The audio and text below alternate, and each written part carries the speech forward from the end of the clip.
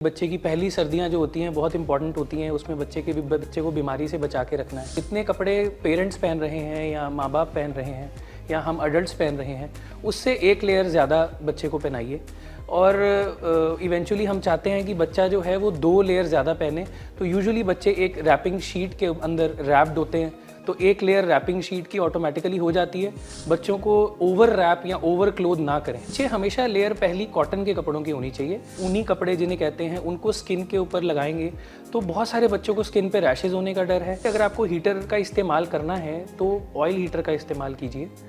अगर oil heater नहीं है, उसके अलावा आप रेडिएंट हीटर या रॉड वाले हीटर का इस्तेमाल कर रहे हैं, तो हमें उसके सामने एक बर्तन में, खुले बर्तन में पानी ज़रूर रखना चाहिए। ब्लोअर का इस्तेमाल बिल्कुल नहीं करना चाहिए। तो ब्लोअर और जो रेडिएंट हीटर्स हैं, जो अंगीठियाँ हैं, ये स्किन को बिल्कुल ड्राई कर देती हैं। नमस्कार, सेहतनामा देख रहे सभी दर्शकों का बहुत स्वागत। सबसे पहले गुजारिश, सेहतनामा को सब्सक्राइब ज़रूर करिए अगर अभी तक सब्सक्राइब नहीं किया है तो। और आज बात छोटे बच्चे, नवजात बच्चे भी और उससे बड़े बच्चे भी, 0 से 10 साल तक के बच्चों का कैसे पहली सर्दी जिनकी है उनका ख्याल रखा जाए और जो बड़े बच्चे उनका विंटर्स में कैसे ख्याल रखा जाए, हमें बता रहे हैं पीडियाट्रिशियन और नियोनेटोलॉजिस्ट डॉक्टर सौरभ कपूर जी। उनसे बात करते हैं। बहुत बहुत स्वागत सर। Thank you. सो बहुत सारे सवाल होते हैं माँओं के जहन में कि छोटा बच्चा है, इसका सर्दियों में कैसा ख्याल रखा जाए, क्योंकि कईयों की तो पहली सर्दी होती है और कुछ बच्चे ही हैं अभी। सो सबसे पहले तो कितने कपड़े बच्चों को पहनाना चाहिए? जो छोटे बच्चे हुए हैं उनकी भी माँओं को पता नहीं, वो तो पहनाती जाती हैं कपड़े, तो क्या ही सही है? तो देखिए, आपने बहुत अच्छा सवाल पूछा है। तो ख़ासतौर पे पहली सर्दियाँ, ये हमारे भारत में आई थिंक बहुत एक इम्पॉर्टेंट, भारत में क्या पूरे विश्व में कहा जाता है कि बच्चे की पहली सर्दियाँ जो होती हैं बहुत इंपॉर्टेंट होती हैं। उसमें बच्चे को बीमारी से बचा के रखना है। तो अगर हम क्लोथिंग की बात करें कि सर्दियों में बच्चों को क्लोथिंग कितनी पहनानी चाहिए, तो आमतौर पे हम पेरेंट्स को ये समझाते हैं कि जितने कपड़े पेरेंट्स पहन रहे हैं या माँ बाप पहन रहे हैं या हम अडल्ट्स पहन रहे हैं, उससे एक लेयर ज़्यादा बच्चे को पहनाइए। और इवेंचुअली हम चाहते हैं कि बच्चा जो है वो 2 लेयर ज़्यादा पहने।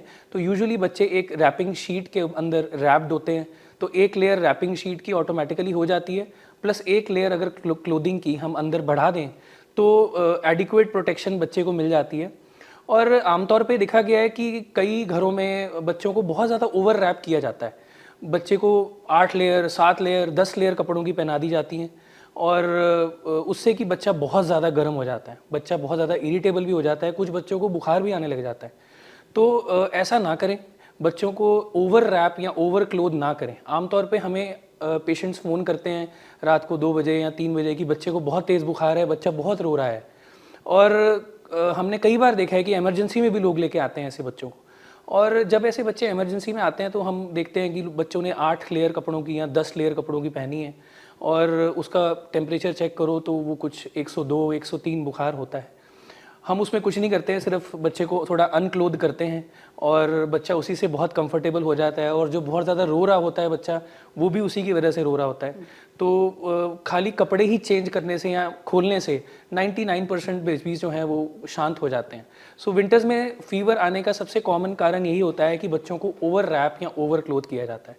तो इस चीज़ को हमें अवॉइड करना चाहिए। एक कपड़े सीधे गर्म पहना दिए जाते, स्वेटर हाफ नीचे पहनाया, वो भी शायद नीचे पहले कॉटन के कपड़े। देखिए, तो हम सबको यही सलाह देते हैं कि नीचे हमेशा लेयर पहली कॉटन के कपड़ों की होनी चाहिए, क्योंकि सीधा अगर हम ऊनी कपड़े जिन्हें कहते हैं उनको स्किन के ऊपर लगाएंगे तो बहुत सारे बच्चों को स्किन पे रैशेज होने का डर है और वो कपड़े कई बार बच्चे को चुभते भी हैं। इवन वार्मर से भी पहले आप, हाँ, तो इवन वार्मर से पहले हम चाहते हैं कि आप एक कॉटन की बनियान या कॉटन की कोई भी अब शर्ट ये कह लो, वो नीचे आप सबसे पहले जो प्योर कॉटन या सॉफ्ट कॉटन होती है वो पहनाएं।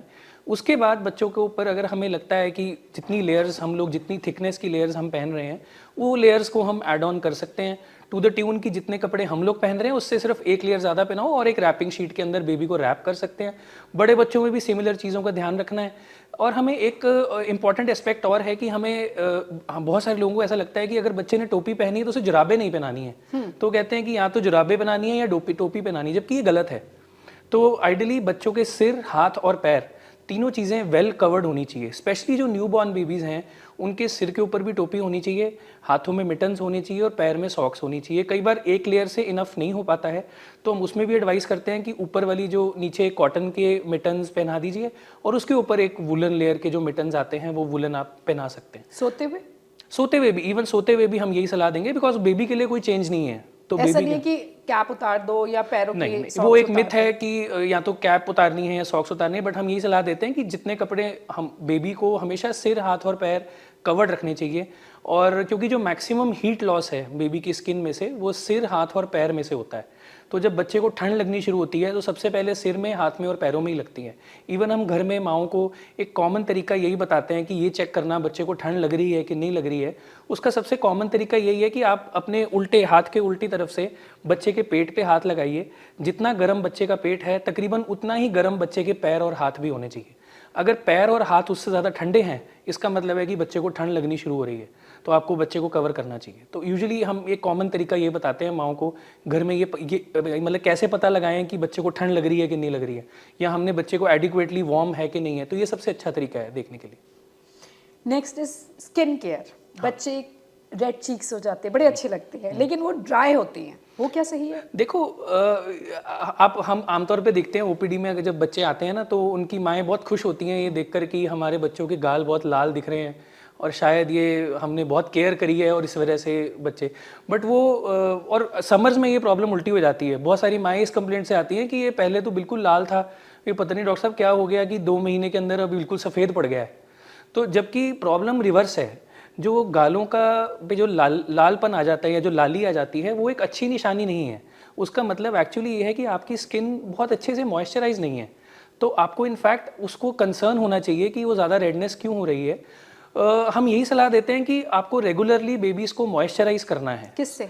तो दैट इज़ इंपॉर्टेंट अगेन। सो किससे मॉइस्चराइज करना है? आमतौर पे हम देखते हैं कि लोग घर में तेल लगा देते हैं, घी लगा देते हैं, बटर लगा देते हैं, बट उन चीज़ों का इस्तेमाल नहीं करना चाहिए। इट इज़ ऑलवेज बेटर कि हम बच्चे को कोई ऐसा बेबी लोशन लगाएं जिसकी खुशबू ना हो। तो जो खुशबूदार प्रोडक्ट्स हैं वो बच्चों के ऊपर इस्तेमाल नहीं करने चाहिए। पाउडर का इस्तेमाल एटलीस्ट 6 महीने तक बच्चे के स्किन के ऊपर नहीं करना चाहिए। सबसे बढ़िया रहता है कि अगर हम नारियल का तेल का इस्तेमाल करें या हम ऑलिव ऑयल का इस्तेमाल करें। ये 2 रिकमेंडेड ऑयल्स हैं, नेचुरल ऑयल्स जो हम यूज़ कर सकते हैं। सरसों का तेल बहुत इस्तेमाल होता है। सरसों का तेल टोटली अवॉइड करना है जी। सरसों का तेल बच्चों को नहीं लगाना है, वो बहुत बार बच्चों को एलर्जी करता है। और हमने बहुत सारे पेशेंट्स देखे हैं जो इमरजेंसी में रश करते हैं कि बच्चे की स्किन पूरी लाल हो गई है, स्किन पे रैशेज हो गए हैं एकदम से ही। तो वो मोस्टली सरसों का तेल, देसी घी, बटर, दूध, इन चीज़ों से बहुत ज़्यादा होता है। तो ये चीज़ें बिल्कुल अवॉइड करनी जी। बादाम ऑयल भी बहुत सारे लोग लगाते हैं, वो भी अवॉइड करना है। डाबर लाल तेल, वो भी बहुत लोग कहते हैं कि लगाना है लाल तेल, वो अवॉइड करनी चाहिए ये चीज़ें। तो सबसे बेस्ट है कि आप नेचुरल ऑयल्स, ऑलिव ऑयल या कोकोनट ऑयल का इस्तेमाल करें। और इन केस बेबी ऑयल लगाना चाहते हैं तो आप लगा सकते हैं, बट देन उसकी खुशबू ज़्यादा नहीं होनी चाहिए। तो इट इज़ इंपॉर्टेंट कि आप दिन में 3 से 4 बार बच्चे की स्किन को मॉइस्चराइज करें, उसको अच्छे से लोशन लगाएं और अगर पॉसिबल है तो दिन में 2 बार ऑयलिंग ज़रूर करें बच्चे की। सो मतलब 3 to 4 टाइम्स एटलीस्ट। डाइट कैसी होनी चाहिए न्यूबॉर्न से 10 साल तक? बिल्कुल। तो अगर हम बात करें डाइट की, ये सबसे निगलेक्टेड पार्ट है एक्चुअली विंटर्स में। क्योंकि आप हमारे को भी, अगर अडल्ट्स को भी देखोगे तो हम लोग विंटर्स में हम क्या करते हैं, हम बहुत खाते हैं हम लोग, बिकॉज हमारी बॉडी की हीट लॉस बहुत ज़्यादा हो रहा है। तो उसको कंपनसेट करने के लिए हम बहुत देसी घी खाते हैं, हम मिठाइयाँ खाते हैं, हम ड्राई फ्रूट्स खाते हैं, हम क्रेविंग भी होती है। यस, क्रेविंग भी होती है, मीठा खाने, चॉकलेट्स खाना, बहुत, it is very common. But यही सेम कंडीशन बड़े बच्चों की भी होती है। और अगर हम न्यूबॉर्न्स की बात करें तो उनको हम ये मान के चलते हैं बहुत बार कि अगर हमें ऐसा हो रहा है तो शायद बच्चे को भी ऐसा हो रहा है। विंटर्स में ओवरऑल भी क्योंकि हीट लॉस बहुत ज़्यादा नहीं हो रहा है, आपका मतलब वाटर लॉस नहीं हो रहा है, तो आपको पानी की क्रेविंग थोड़ी कम होती है।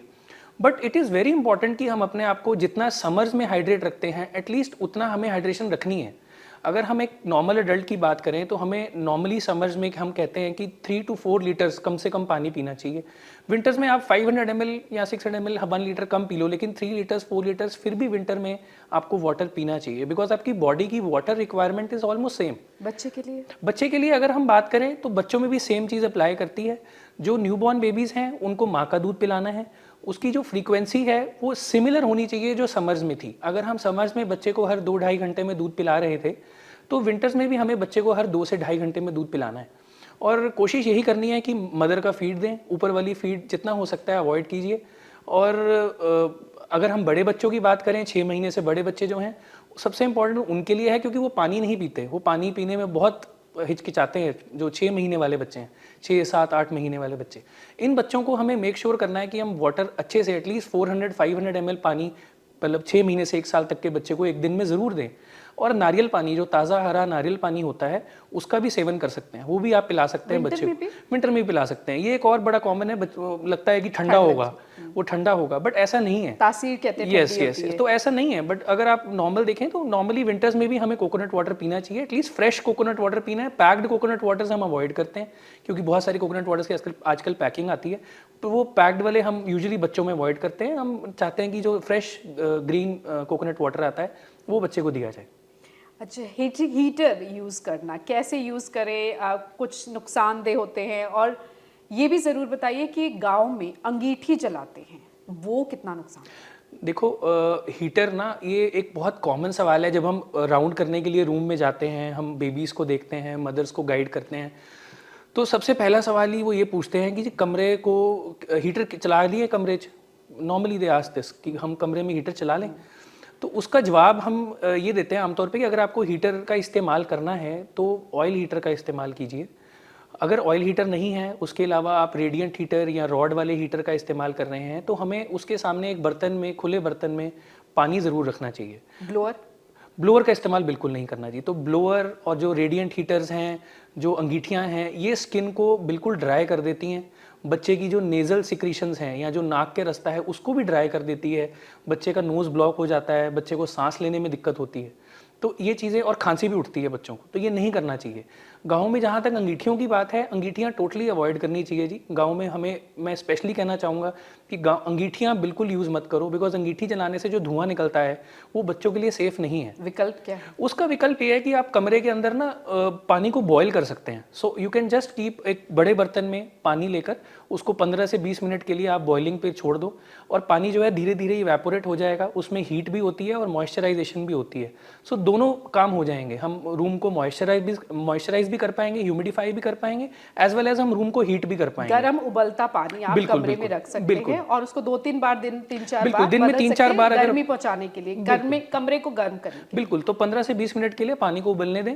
अगर पानी उबलेगा पूरे बड़े बर्तन में 15 से 20 मिनट, तो ऑटोमेटिकली रूम में बहुत अच्छा मॉइस्चराइजेशन भी हो जाएगा और टेम्परेचर भी मेंटेन रहेगा। और आप इसको हर 4-5-6 घंटे के बाद रिपीट कर सकते हैं ताकि रूम एक थोड़ा सा गर्म भी रहे। खिड़कियाँ और दरवाज़ों को यूजुअली बंद रखना चाहिए। अगर आप हीटर नहीं इस्तेमाल कर रहे हो तो खिड़कियों और दरवाज़ों को बंद रखो। और एक और कॉमन चीज़ है, विंटर्स में हमने देखा है कि बहुत आजकल के सीज़न में खास तौर पे हम लोग बच्चों को लेके बाहर धूप में बैठ जाते हैं कि धूप है तो विंटर्स में बैठना है, धूप अच्छी है। तो देखो, धूप में बैठना बहुत अच्छी बात है, और लेकिन हम एडवाइस ये करते हैं कि आप खुले में लेके बच्चे को ना बैठें, स्पेशली न्यूबॉर्न बेबी को आप बाहर खुले में लेके ना बैठें। जो कमरे के अंदर धूप आती है, खिड़की से जो धूप आती है आपके घर के अंदर, वहाँ पे उस वाले एरिया में बच्चे को लेके बैठें, स्पेशली 10 बजे से लेके 12 बजे के आसपास के समय में। और ऐसे बाहर बच्चे को खुले में लेके ना बैठे, बिकॉज हवा बहुत चलती है और पोल्यूशन भी काफ़ी है, जिसके तहत बच्चों को बहुत ज़्यादा खांसी जुकाम पकड़ने की चांसेस होते हैं। तो बाहर में नहीं धूप में लेके बैठना चाहिए, घर के अंदर ही बैठो। जो खिड़की से धूप आ रही है वो धूप दीजिए। सीधी धूप भी नहीं पड़नी चाहिए। सीधी कई बार बच्चों को सुला देते हैं धूप में, है ना? हाँ, अगर तो खिड़की से आ रही है तो कोई प्रॉब्लम नहीं है, बट अगर आप बाहर लेके बैठे हो तो definitely it is wrong, because वो बेसिकली हम हवा और पोल्यूशन से ज़्यादा डरते हैं। और धूप में बच्चे को ओवर कवर भी नहीं करना है। बहुत बार हमने देखा है कि धूप में लिटाया होता है और बच्चे को बहुत ज़्यादा रैप किया होता है, तो उससे बच्चों को बुखार आ जाता है, बच्चे और ज़्यादा चिड़चिड़े हो जाते हैं। तो वो भी अवॉइड करना है कि जब आप धूप में लिटा रहे हो तो आप बच्चे को बहुत ज़्यादा कवर करके मत लिटाइए। आखिरी सवाल, बाहर ले जाते समय बच्चों को किन बातों का ख्याल रखा जाए? छोटे बच्चे, न्यूबॉर्न भी और उससे बड़े भी। देखो, आजकल विंटर्स हैं, बहुत लोग वकेशंस पे भी जा रहे हैं, और बहुत सारे माँ बाप का ये सवाल होता है, पेरेंट्स का, स्पेशली जो न्यू पेरेंट्स बनते हैं, कि हम घूमने जा रहे हैं जी, बच्चे को कैसे प्रोटेक्ट करें। तो उनको मेरी एडवाइस यही रहती है कि आप एक तो जितने, जैसे हमने क्लोथिंग की बात की, कि जितने लेयर आप पहन रहे हो, कोशिश करो बड़े बच्चों में एटलीस्ट उतने लेयर, और बिल्कुल छोटे बच्चे, इन्फेंट्स में 1 लेयर ज़्यादा कपड़े उसको ज़रूर पहनाओ। न्यूबॉर्न बेबी को जितना हो सके विंटर्स में हमें बहुत ज़्यादा बाहर नहीं ले जाना चाहिए, specially for the first couple of months. पहले 2-3 महीने जितना हो सके विंटर्स में घर के अंदर रहें, बहुत ज़्यादा बाहर का एक्सपोजर ना करें। जितना हो सके बच्चों को वेल हाइड्रेटेड रखें, क्योंकि बाहर जाते हैं हम, बच्चों को कई बार पानी की कमी होती है, उसकी वजह से बच्चे डिहाइड्रेट होकर चक्कर खा जाते हैं। हम लोग उल्टा समझते हैं कि पता नहीं क्या हो गया, बट बच्चों में पानी की कमी रहती है। अगली चीज़, ओवर क्लोथ भी ना करें, बिकॉज बहुत सारे पेरेंट्स इतने ऑब्सेसिव हो जाते हैं, वो बच्चों को इतने कपड़े पहना देते हैं कि बच्चों को बहुत घबराहट होने लगती है और घुटन होने लगती है। तो उस चीज़ का भी ख्याल रखें कि आप बच्चों को बहुत ज़्यादा ओवर मतलब क्लोथ ना करें। जब आप बाहर जा रहे हैं, आप अपनी डाइट का ख्याल दें कि आप बहुत ज़्यादा जंक फूड या बहुत ज़्यादा खाना जिसमें ऑयल बहुत ज़्यादा है या जिसमें बटर घी ये चीज़ें बहुत ज़्यादा हैं, उसको बहुत ज़्यादा ना खाएं। उन चीज़ों का ख्याल रखें। जब किसी भी जगह पे अगर आप क्राउडेड प्लेस पे जा रहे हैं, प्रेफरेबली, आजकल तो कोरोना में सब लोग यूज़ कर ही रहे थे, मैं अभी भी मुझे लगता है कि मास्क का इस्तेमाल करना चाहिए, सो दैट जो पोल्यूशन है या जो जिन लोगों को कुछ खांसी जुकाम या इन्फेक्शन है वो आपके बच्चों को ट्रांसमिट ना हो जाए। बच्चों को भी मास्क पहनाया जा सकता बिल्कुल, 2 साल से बड़े बच्चों को डेफिनेटली मास्क पहनाया जा सकता है, तो उनको मास्क पहनना चाहिए, specially when they are going out in winters. उससे आपका फेस, नोज़ और मुंह कवर्ड रहता है, तो जो कॉमन इलनेसेस हैं, कॉमन वायरसेस हैं, वो आपको जल्दी कॉन्टैक्ट में नहीं आते हैं।